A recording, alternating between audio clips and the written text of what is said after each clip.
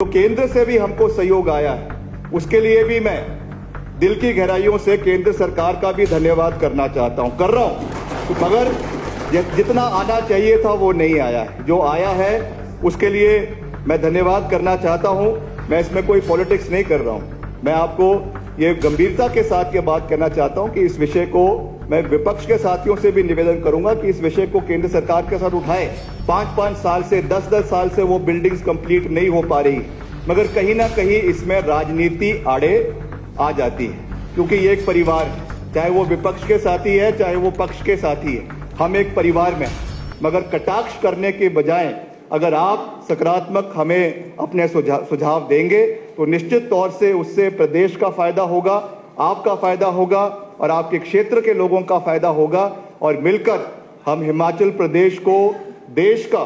सर्वश्रेष्ठ राज्य बनाने में अपना पूरा योगदान दे सकेंगे। देयर वाज अ टाइम जब एक समय पर 1600 से 1660 सड़कें प्रदेश के अंदर बंद पड़ी थी। वहां से we have come a long way to what the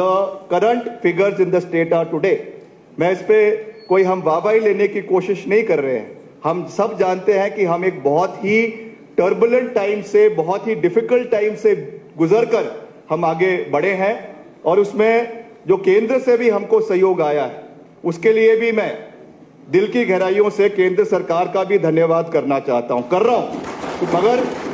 जितना आना चाहिए था वो नहीं आया है। जो आया है उसके लिए मैं धन्यवाद करना चाहता हूं, चाहे वो आपके ओआर में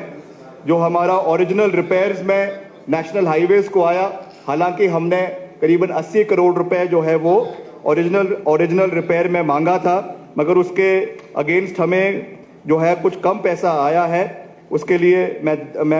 केंद्र सरकार का धन्यवाद करना चाहता हूं। उसके साथ साथ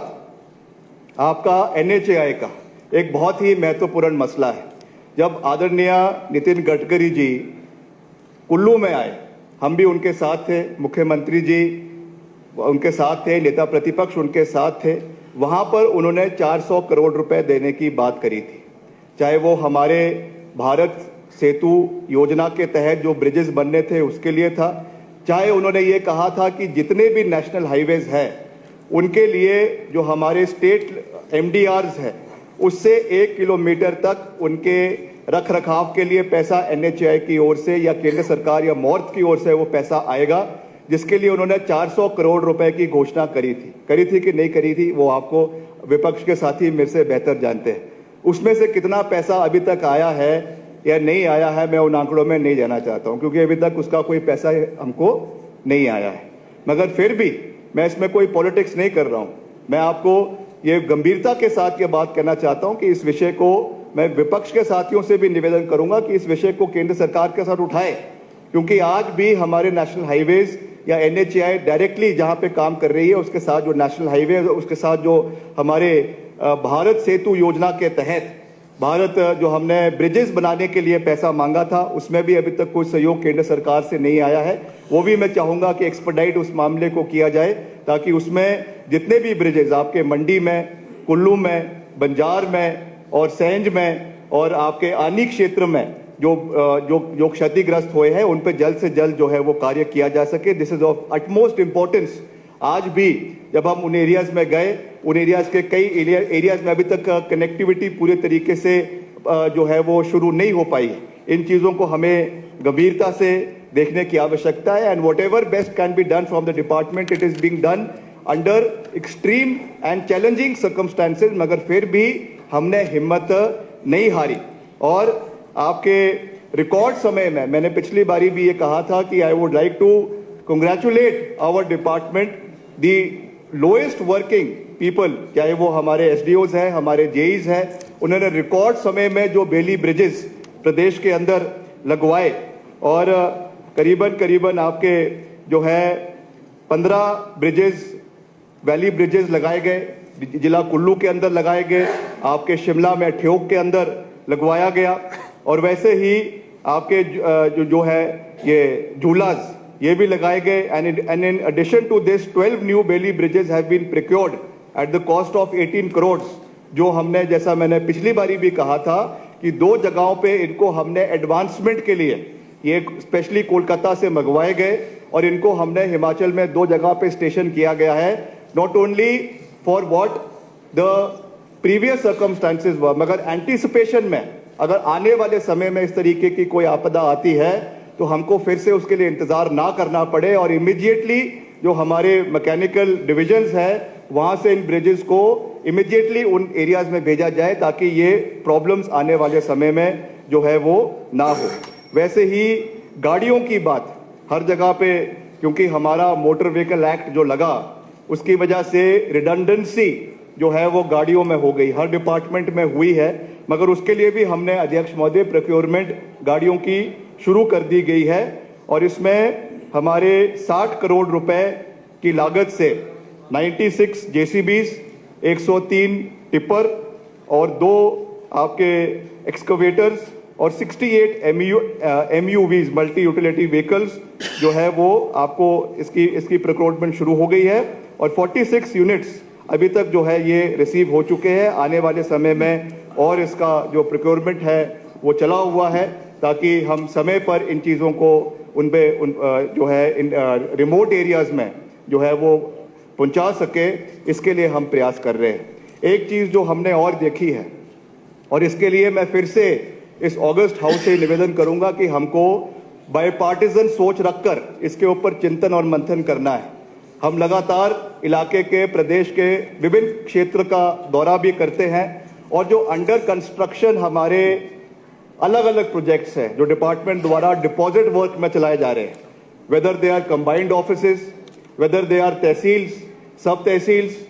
कॉलेजेस, स्कूल्स, आज हमें दुख होता है ये देखते हुए कि कई जगहों पे ये इनका काम अधूरा पड़ा हुआ है। इस पे जब बजट के कमी की बात आती है, क्योंकि एग्जीक्यूटिंग एजेंसी पीडब्ल्यूडी है, हालांकि हमने कंसर्न्ड मिनिस्टर से, कंसर्न्ड जो है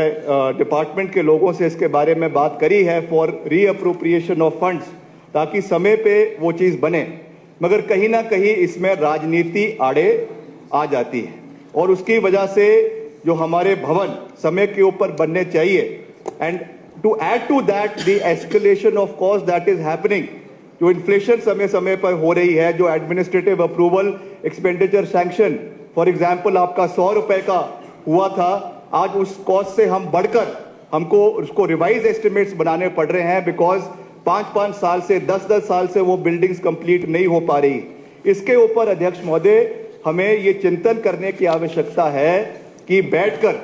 क्योंकि ये एक परिवार है, चाहे वो विपक्ष के साथी है चाहे वो पक्ष के साथी है, हम एक परिवार में, हम अगर इसके ऊपर कोई एक डिसीजन आने वाले समय में लेते हैं तो उस पर हो हल्ला नहीं होना चाहिए। हमको ये प्रायोरिटी सेट करनी है कि हमारे विधानसभा क्षेत्रों में 68 विधानसभा क्षेत्रों में जो भी अंडर कंस्ट्रक्शन बिल्डिंग्स है उसमें हमको प्रायोरिटी सेट कर पहले उनको कंप्लीट करने की आवश्यकता है। ये हर विधानसभा का, हर जिले का रोना है। इसके ऊपर हमें आने वाले समय में मंथन करना है। इस पे हम एक पूरी रिपोर्ट अपने डिपार्टमेंट की ओर से बनाकर मैं मुख्यमंत्री जी से इसके ऊपर चर्चा करूंगा and we will take the opposition also on board, क्योंकि कल को जब इस पे पैसा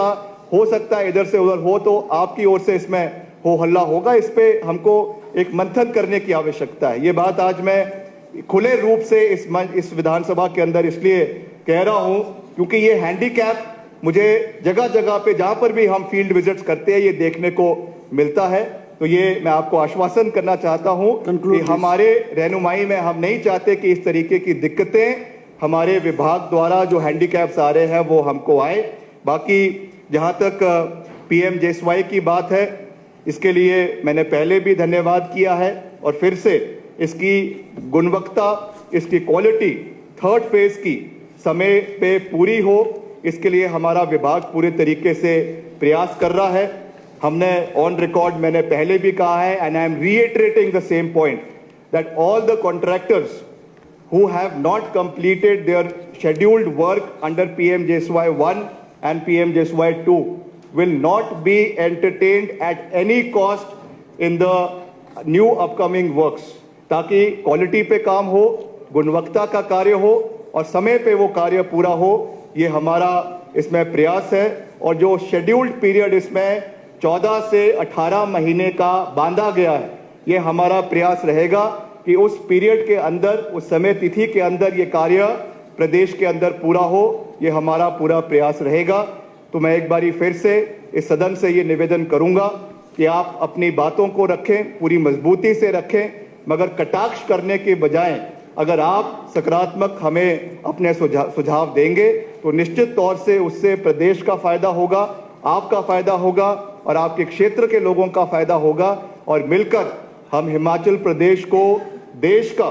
सर्वश्रेष्ठ राज्य बनाने में अपना पूरा योगदान दे सकेंगे। आपने मुझे अध्यक्ष महोदय बोलने का मौका दिया। आपका बहुत बहुत धन्यवाद। जय हिंद, जय हिमाचल।